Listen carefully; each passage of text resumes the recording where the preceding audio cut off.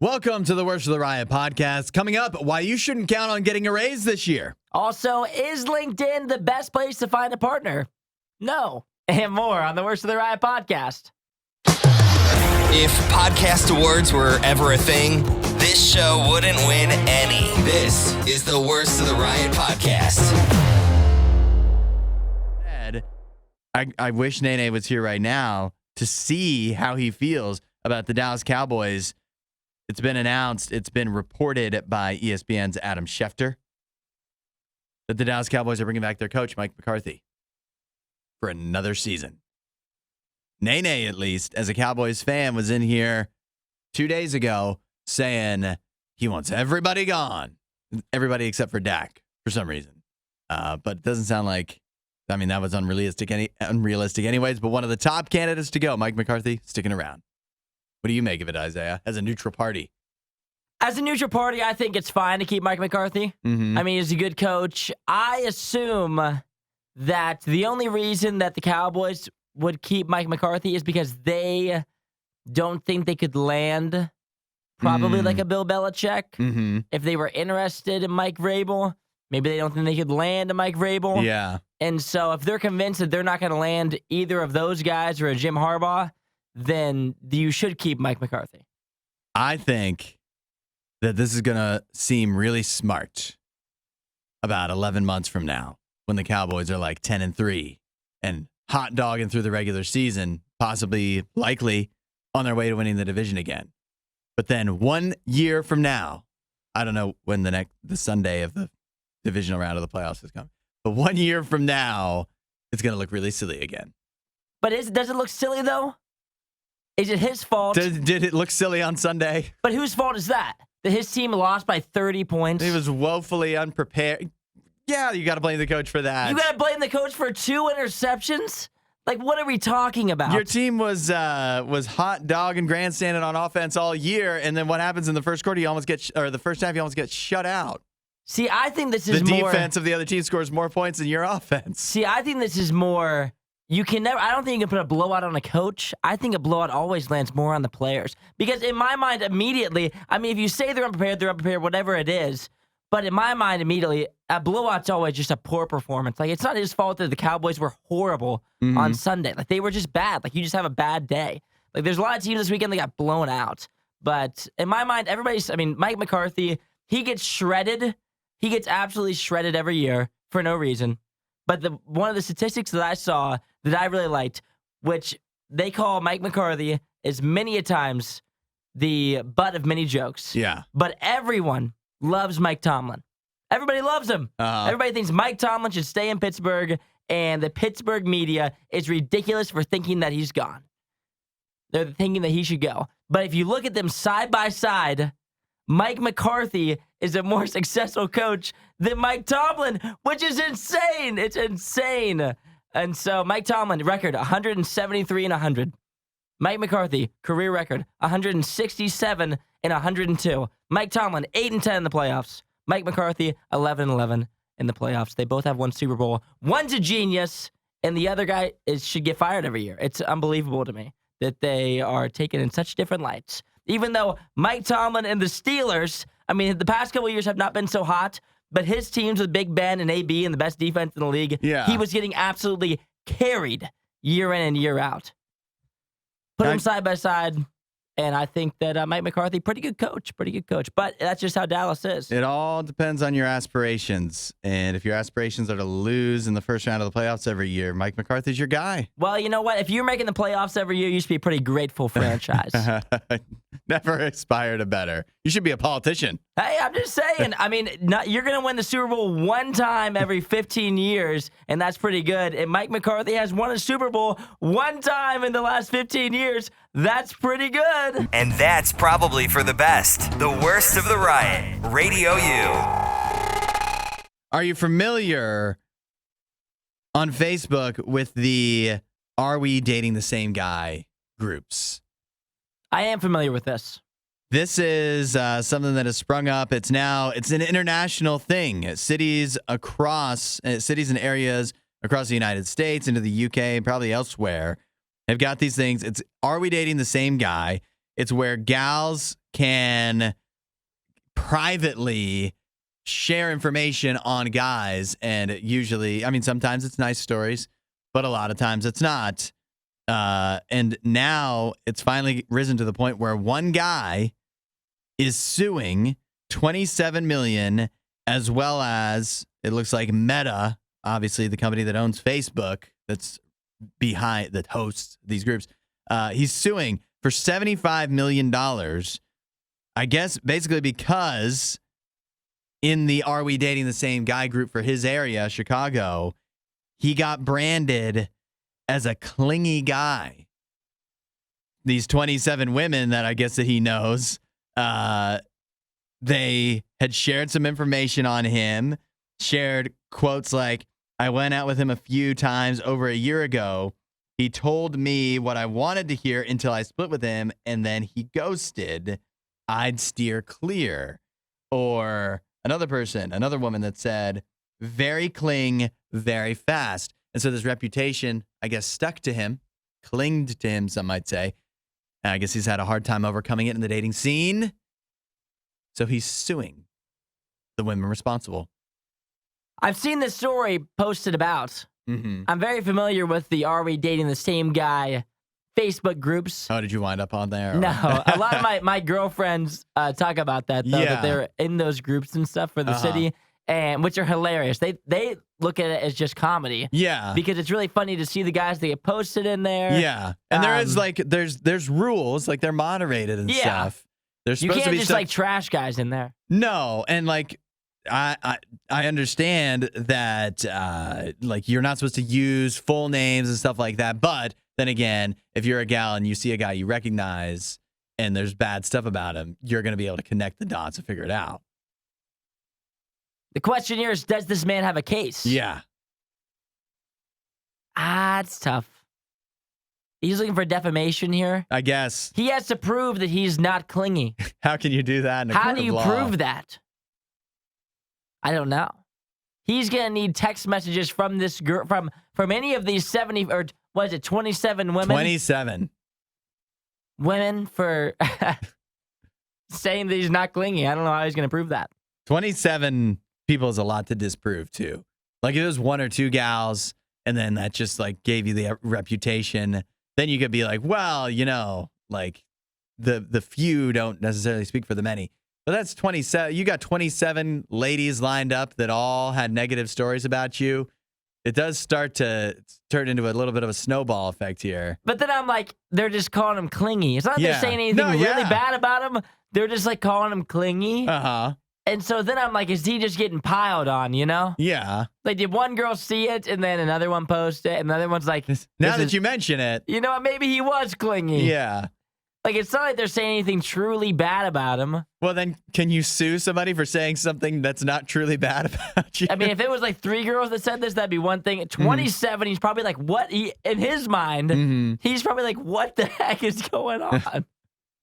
It All would be of confusing. You, everyone that I went but on a date with in the past 3 years is on this same site, on this same Facebook group, and they all think I'm clingy? How's that possible? then I think he needs to look in the mirror and say maybe he is a little clingy. Yet again, 27. If it was 1 or 2, that's one thing. 27, maybe the numbers don't lie. You also got to think, too, this guy, he's 32. He's from Chicago. Every woman in Chicago is not, every single woman is not on the Are We Dating the Same Guy? You just got to, I don't know, you got to just stay out there. Put your head down, stay the course, stop clinging to people. I think you need to quit it for a while. He needs to. You need to take a cool break, buddy. Yeah. 27 women are calling you clingy. That is a lot. Maybe we need to just cool it on the dating apps for a little bit. Take like a 6-month break from going on dates for a while. And just figure out like a hobby or something. Settle, yeah. Figure out a hobby first. And then that way maybe you'll be a little bit less clingy if you are actually clingy. Add a little riot to your Instagram feed. Follow @RadioU Official. The Riot. Radio U. Our Thursday tradition, Choice Champions on the Riot. How it works is it's going to be basically a fantasy draft between Isaiah and I. We have one chosen topic. We each get 3 picks, snake draft style, to choose on that given topic, and then you decide which of us come up with a better team, a better selection, and let us know which choices we missed on. Today's topic, all about the best days of school. Since this is a time where people are in school. Isaiah, you have the first pick. I will say from the jump that I am at a decided disadvantage since I was homeschooled. So, that being said, I did some research. I talked to some school children. Was asked to leave. Whoa. I had to be informed and ready for this Choice Champions. So I'm prepared. You need to stay away from our children. I've done my homework. You need to stay away from our children. All right. Go ahead and go first. My first overall pick, best days at school, is the last day of school. The final day of the calendar. Mm-hmm. Everybody's real excited. It's about to be summer break. Yeah. There's a million things that go into the last day of school. We could do a whole segment about it because it's such a fantastic day. I have a million thoughts on it, but I'll just leave it as the last day of school. I'm bummed. I had that as my number one. It's a pretty great day. But I think there's a lot of depth in this category in the best days of school. And so I'm glad to have the number 2 and 3 picks, which I will use on snow days, of course, and field trip day.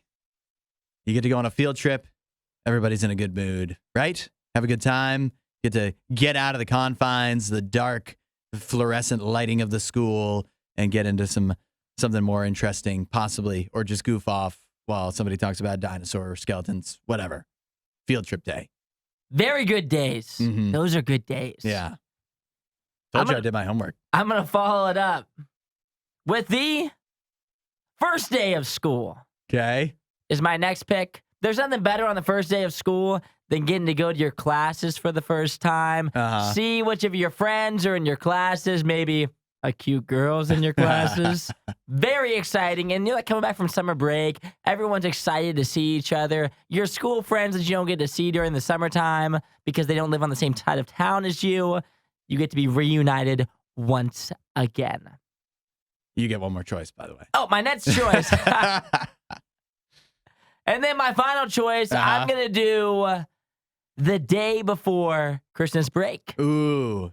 That's kind of doubling down on the last day, isn't it? I know, but the day before Christmas break is a good day because all you do is watch movies. It's like Christmas movies. Yeah. It's Christmas time. Everybody's excited.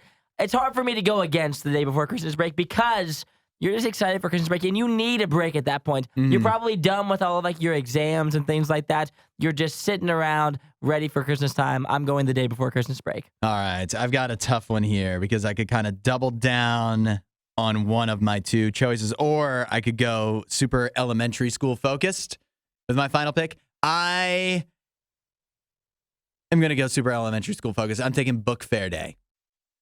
It's fun to leave with something fun, to have a fistful of dollars and leave with something that you didn't come with. A poster. Yeah.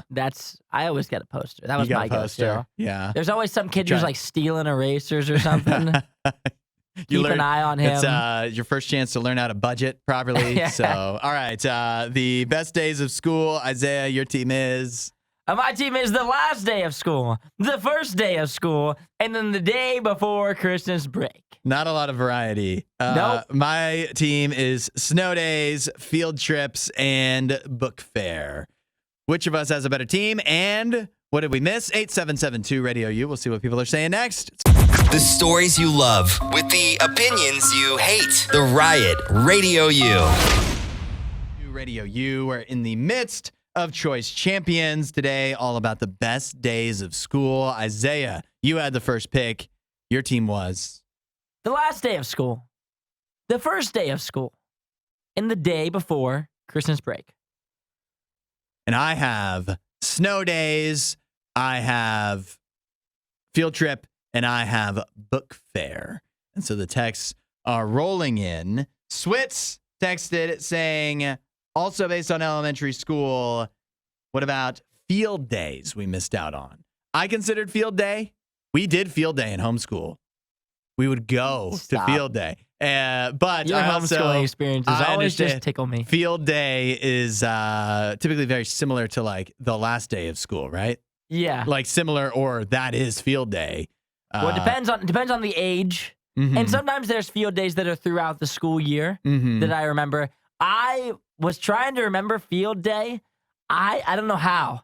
I couldn't remember what that was called. Oh, I was yeah, like, what field was day. that day where we were all like outside? You had to wear your right shoes, right? We were like playing. Your play shoes. Yeah, and I was like, what day was that? Field day. Now I remember. Thank you. Switz also says that snow days don't count because they're not technically in school. But I was basing mine off of the expectation of any day you're scheduled to be in school. And so I'd say snow days count. And we make the rules. Susanna, homeschooling. So hold on a second. Homeschooling. So I identify with none of these. My favorite was being done by noon every day. So we got a fellow homeschooler. I didn't know that about Susanna. She texts in all the time. A fellow homeschooler. But you know what the best day of homeschooling was? What was the best day? All of them. Because You I didn't could do anything. sleep in and not actually learn anything. Got Let's see. Todd says, sorry, Hudson, you lost me at book fair day. Oh, you don't like to read, Todd? You don't like to spend money? You know, the only good thing about book fair day, for me, book fair day was the worst thing about book fair day, though, was there was always a kid whose parents gave him way too much money. And if you're that parent, what are you doing? Giving your kid, like, if someone showed up with a $20 bill to book fair day, I was like, your parents must be crazy, out of their mind to give you $20. How many books are you going to buy here that you're not going to read? Like, that's just insane. Yeah. I would show up with like $2. I'm like, what can I get with this? I can get an eraser and a Smensel. Good enough for me. Smensel. Carrie says, both good lists, but I've got to go with Hudson. Good pick. Isaiah, what else on your list? What didn't quite make the cut for you? Some of the ones that I considered were the day your class schedule came out. Okay. This is more towards middle school and high school, but I guess for elementary school too, the day you find out what day who your teacher was going to be that year. Mm-hmm. That was very exciting because then back when I was in school, we would all post our class schedules to Facebook. And then people would comment and be like, I'm also in third period PE. That does sound exciting. That was a really exciting day. Kind of a slept on day. It's obviously not during the school year, but that was a great day. I also thought about substitute teacher day. Mm-hmm. You see a substitute teacher in there, especially for me too, because one of the substitute teachers was my friend's dad. Oh, yeah.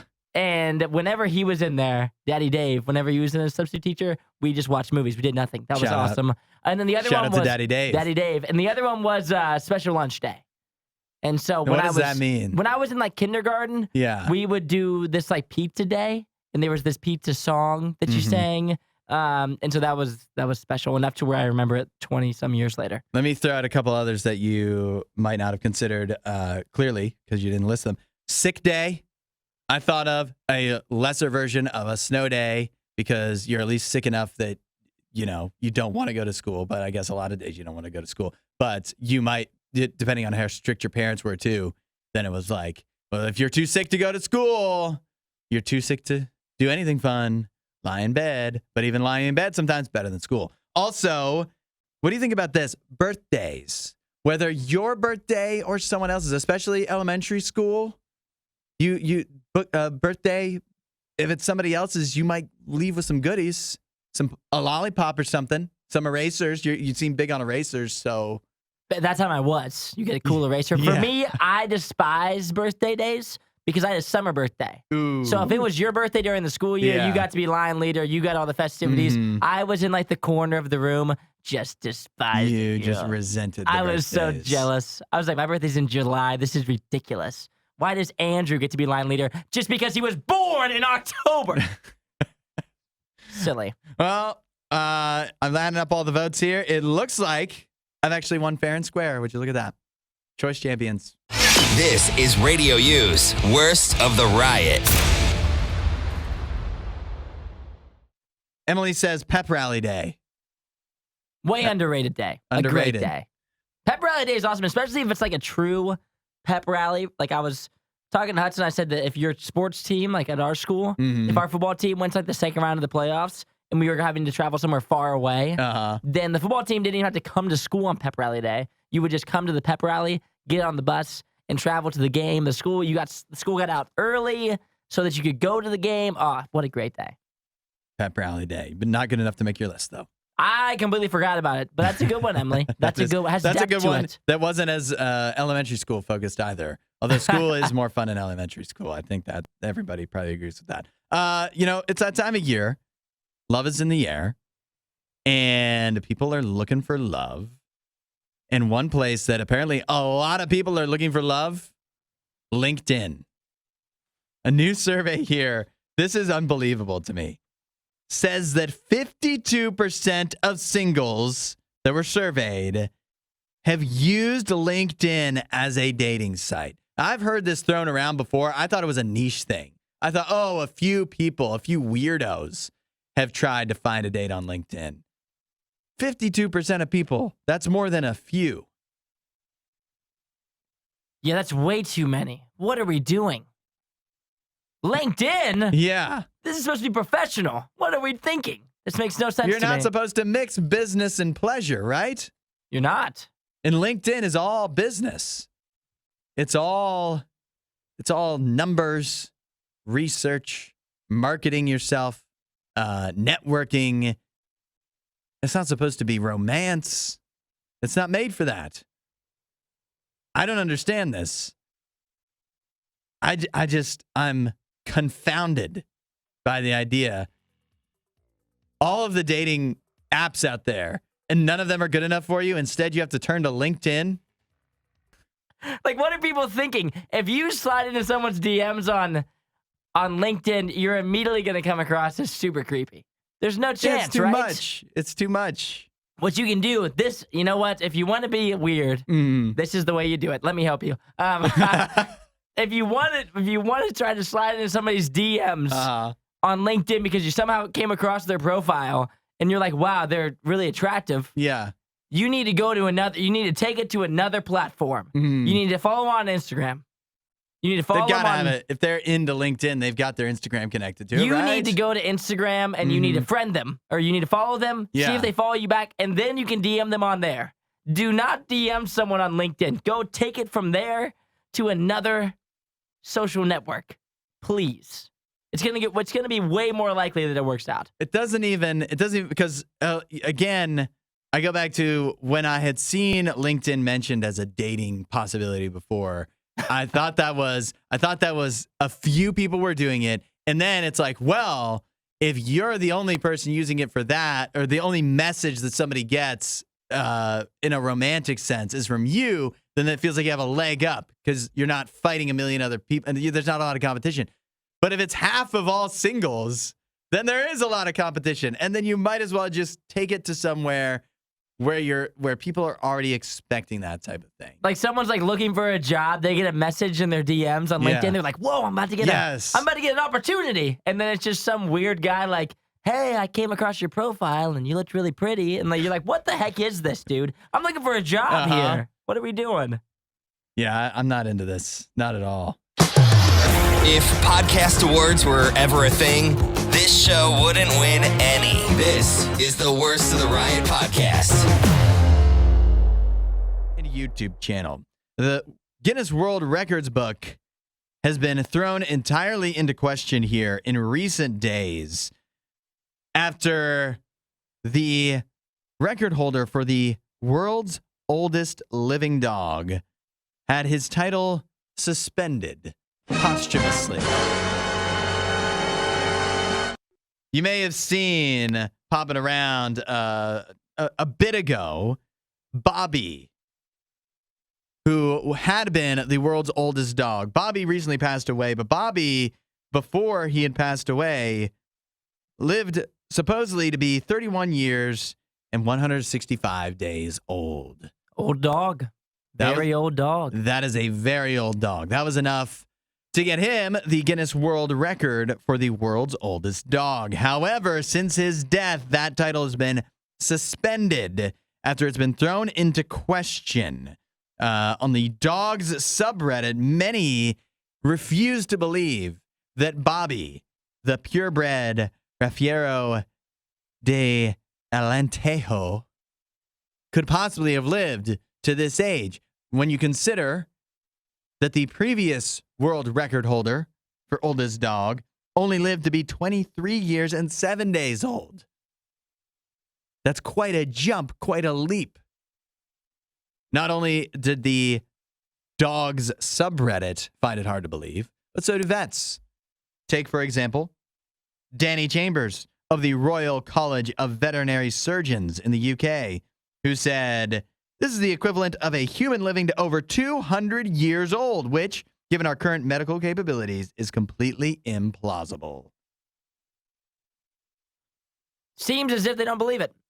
And for me, To say the least. like, can't 31? I mean, it sounds old for a dog, obviously. Twice the normal age that many dogs live. 15 years, would be considered a long life for many dogs, yes. 31 years seems kind of unbelievable. And this dog, Bobby, he looks good. He looks younger than my dog, Jim, in his last photos. And so when I look at this dog, I'm like, 31, but who is to say that he isn't? Does he have a birth certificate? Yeah, you don't get birth certificates for dogs, do they? I have a birth certificate for Jim. You do? Yeah. How official is that? As official as the breeder that gave it to me. Is March the- 1st, that's when he was born. Is the government involved? Is there was it certified somehow? Well, is he it is. provable? Could you See, forge it? I think, well, my thing is he is in like the AKC, I believe it's called, that tells me that he's like a purebred basset hound. That's kind of official.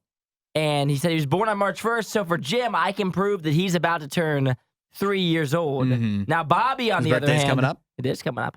Bobby, on the other hand, can we really prove that he's 31 years old?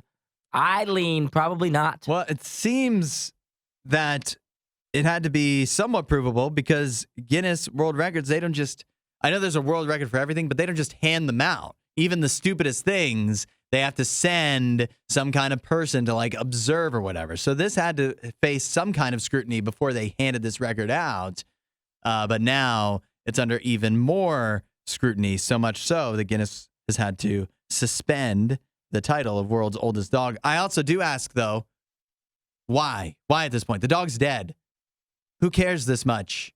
Why are you using your time, your valuable time, devoting your life to besmirching this dog's reputation after his death? Let him rest in peace, is what I say. But that's what I say. But don't you think the owners of the dog who lived to be 23 years old and 7 days old, they're looking for answers? Others claim they had found earlier photos of Bobby that showed a different dog with white paws. Who's to say? Who is to say? Yeah, was Bobby, was this a goldfish situation? Somebody came back from school one day. Bobby's fine. He's here. He's looking much better, actually. He's actually moving really well. Yeah.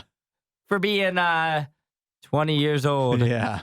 He's moving really good. He's got a new sparkle in his eye. Man, I just hope we can clear this whole thing up and either clear Bobby's good name or not. Can you imagine if your dog lived to 31? Yeah. Holy moly. Oh, hi there. This worst of the riot. Crank that up. Radio U. YouTube channel. You know, it might not feel like it, but you know, over the last few years, salaries have kind of been increasing in general. Yeah. Yeah, baby. Woo! Yeah. Here we go. Well, don't get too excited because that all is going to come to, if this is accurate, it's going to come to a bit of a halt here in 2024. Really? Yeah. Build me up to tear me down. I have a report here that says after years of notable salary increases fueled by worker shortage and high inflation. I don't want to hear the excuses. Give it to me. American workers are expected to receive more modest raises in 2024. In other words, if you got a big payday, your salary got bumped up in 2023, don't expect something similar to happen in 2024. Growth is slowing. Companies are recalibrating their budgets, to reflect the current and expected economic environment. Don't give me the excuses. They're moving towards a more sustainable model of compensation growth, I don't want to hear it. which means salaries, wage increases, raises are going to slow down here in 2024.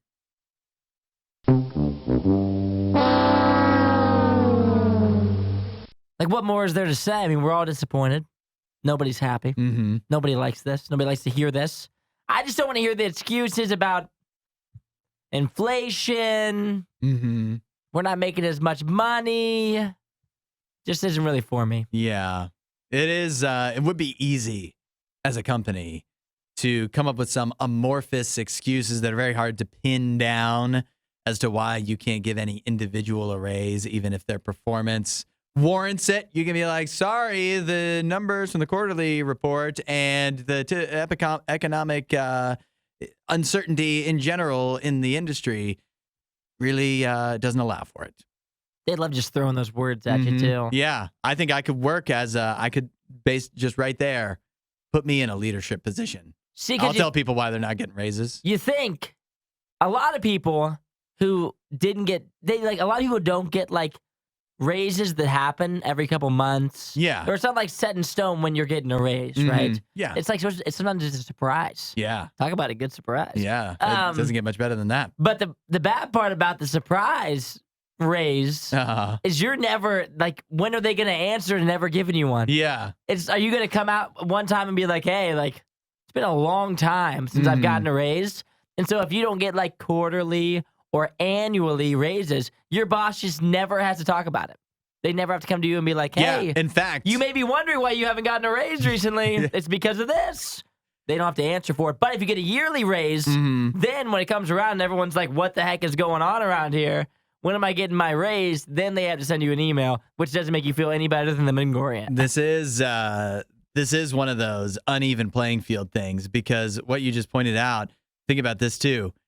If you don't get a scheduled raise, so it's either a surprise or you have to ask for it. If you go and ask, who seems like the bad guy? You do. You. You do. You do. You greedy. Yeah. Ungrateful. Greedy. Yeah.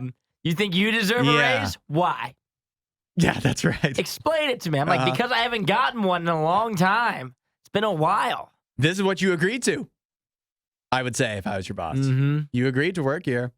And you agreed at these wages. And if I was the employee, I'd walk out of that office and I'd be like, oh, I hate him. Yeah. I hate him. But I have no other option. But he pinned me. That's right. I'm against the wall. That darn contract. It's cornered. Well, this is what we're in for in 2024.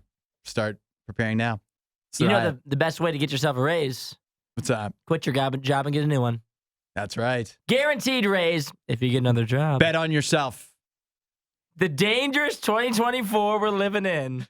Thanks for watching the worst of the riot. Since you made it this far, you might as well like, subscribe, and check out riot.radiou.com for even more riot.